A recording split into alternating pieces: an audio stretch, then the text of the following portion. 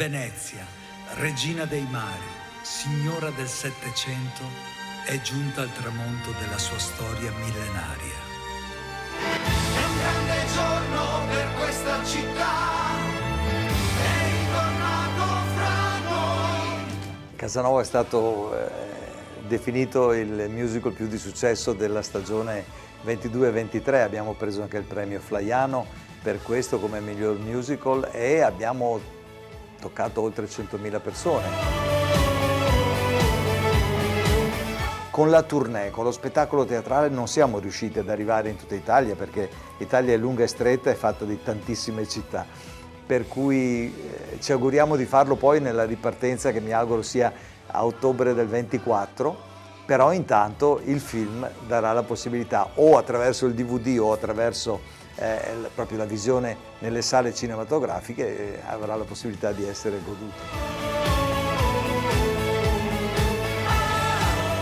Vanzina, il regista, è venuto a vedere il musical a Roma e mi ha detto: hai fatto un'opera teatrale cinematografica, e questo mi ha fatto venire in mente l'idea di fare il film.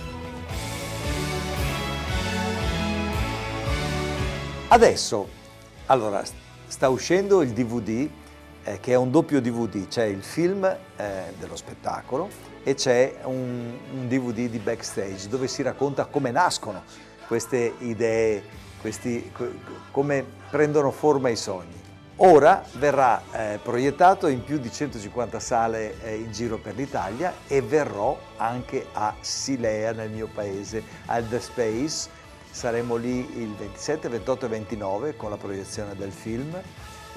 Alle 8 di sera del 27 andrò a presentarlo insieme a mia moglie e a tutti quelli che vorranno venire, dei miei amici. Verrà anche la sindaca di Silea, che ha seguito la nascita di questo progetto anche lei, e poi a Luci di Marcon lo presenterò alle 9 e insieme a me a Marcon ci sarà anche Matteo Strucul, che è l'autore del libro al quale io mi sono ispirato per fare il musical.